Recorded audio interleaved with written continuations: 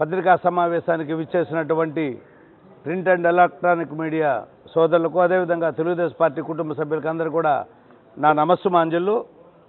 ముఖ్యంగా నామినేషన్ రోజు ఎమ్మెల్యే గారు మాట్లాడినటువంటి మాటలకు మాత్రమే సమాధానం ఇవ్వాలని అనుకుంటున్నాను. ఒకటి, నీతి నిజాయితీ అన్నాడు. నీతి నిజాయితీ అని ఆయన మాట్లాడకూడదు. అది గోపాలకృష్ణారెడ్డి కుటుంబం నీతి నిజాయితీని గురించి మాట్లాడితే ప్రజలంతా కూడా హర్షిస్తారు. ఎందుకంటే 5 సార్లు ఆయన ఎమ్మెల్యేగా పోటీ చేసినప్పుడు ఆయన మీద పోటీ చేసినటువంటి ఎస్సీవి నాయుడు గారు అయితేమి, చెంచురెడ్డి గారు అయితేమి, అదేవిధంగా మున్రామయ్య అయితే ఏమి, అదేవిధంగా చంద్రవాడు కృష్ణమూర్తి అయితే ఏమి, అదేవిధంగా మన డాక్టర్ సిపాయి సుబ్రహ్మణ్యం గారు, వీళ్ళంతా కూడా ఆయన మీద పోటీ చేసి మళ్ళా ఆయన యొక్క మంచితనాన్ని గురించి వాళ్ళు ఆలోచన చేసి మళ్ళా ఆయనతో పనిచేసినటువంటి మహోన్నతమైనటువంటి వ్యక్తి ఎవరైనా ఉన్నారంటే ఈ నియోజకవర్గంలో గోపాలకృష్ణారెడ్డి కుటుంబం అని ఇందు మూలంగా తెలియజేస్తూ ఉన్నాను. ఇది ఒకటి. రెండోది, బ్రోకర్లు అన్నాడు. బ్రోకర్లు అంటే తెలుగుదేశం పార్టీలో ఎవరు బ్రోకర్లు లేరు. గోపాలకృష్ణారెడ్డి ఎప్పుడు కూడా నీతి నిజాయితీ కలిగినటువంటి నాయకుల్ని తయారు చేశాడు. కానీ ఇక్కడ రౌడీయిజము, బ్రోకరేజు, ల్యాండ్ కబ్జా, మాఫియా, లిక్కర్ మాఫియా డాన్లను తయారు చేయలే. ఇది మధుసూదన్ రెడ్డి తెలుసుకోవాలా. ఈరోజు కాళాస్త్రి ప్రజలకంతా తెలుసు ఎవరూరు ఏ దందాలు చేస్తున్నారు. తెలుగుదేశం పార్టీలో ఉన్న వాళ్ళందరూ కూడా వైట్ కాలర్ జాబ్తో ఉండేవాళ్లే. అయితే బ్రోకర్లు ఎవరు తెలుగుదేశం పార్టీలో లేరు. ఈరోజు బ్రోకర్లు అన్ని మండలాల్లో మొత్తం కూడా భూ కబ్జాలు, దందాలు, రౌడీయిజం, ఇసుక, రెడ్ శాండిలు, లిక్కర్ మాఫియా, అన్ని మాఫియాలు చేస్తున్నటువంటి పార్టీ ఏదైనా ఉందంటే అది వైఎస్ఆర్ పార్టీ అని కూడా తెలియజేస్తున్నాను. ఇంకొకటి, డ్రగ్స్ కూడా ఇప్పుడు లేటెస్ట్గా గంజాయి డ్రగ్స్ కూడా. మూడోది ఆయన ఇంకొకటి చెప్పాడు, పందులనంటే గుంపులుగా వచ్చేది.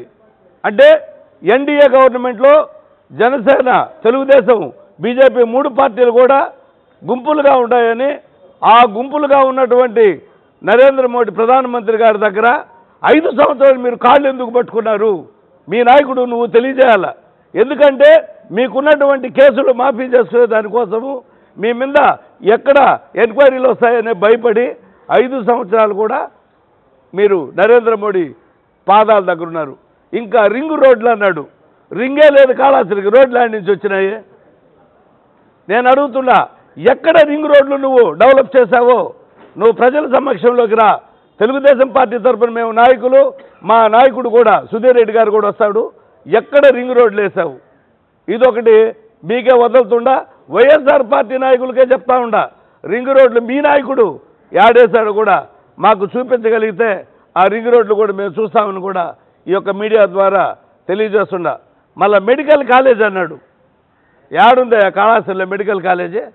పద్మావతి మెడికల్ కాలేజీ తెచ్చి 10 సంవత్సరాలు అవుతుంది, రేణుగుంటలో ఉంది. అది టీడీపీ హయాంలో వచ్చింది. నీకు పద్మావతి మెడికల్ కాలేజ్ ఉంది రేణుగుంటలో ఉంటే కాళాస్త్రిలో మెడికల్ కాలేజ్ ఆడుంది మాకు తెలియకుండా. అదేదన్నా మెడికల్ కాలేజ్ ఏదన్నా దాచిపెట్టుంటే దాన్ని ఎమ్మెల్యే గారు మాకు చూపిస్తే అక్కడికి మేము పోతామని కూడా తెలియజేస్తున్నా. మళ్ళీ ఆయన అంటున్నాడు, ఏం మిగిల్చినారు 3 సంవత్సరాలు కరోనాలో అని అంటున్నాడు. కరోనాలో కోట్లు సంపాదించినటువంటి ఏకైక వ్యక్తి మధుసూదన్ రెడ్డి. అందరూ కూడా ఉన్న డబ్బులంతా కూడా నాశనం చేసుకొని రోడ్ల మీద వచ్చి అప్పుల పాలైతే ఈయన మాత్రం 1000 కోట్లు సంపాదించుకున్నటువంటి ఏకైక వ్యక్తి ఎవరైనా ఉన్నారంటే మన ఎమ్మెల్యే గారని తెలియజేస్తున్నాను. మీరేదో చికెను, గుడ్డు, టమాటా ఇచ్చినామని చెప్తున్నారు.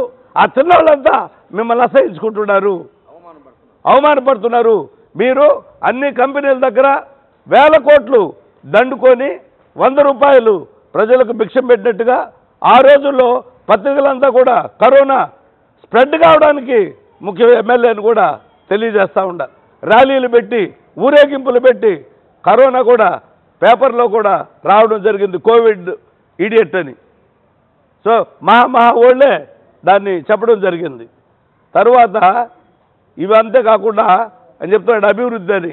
ఎక్కడయ్యా అభివృద్ధి అంటే ల్యాండ్ కబ్జా చేస్తే అభివృద్ధి, ఇసుక మాఫియా అభివృద్ధి, భూ కబ్జాలు, తర్వాత లిక్కర్ మాఫియా చేస్తే అభివృద్ధి, రౌడీ షీటర్లు ఎక్కడున్నారు తెలుగుదేశం పార్టీలో 2000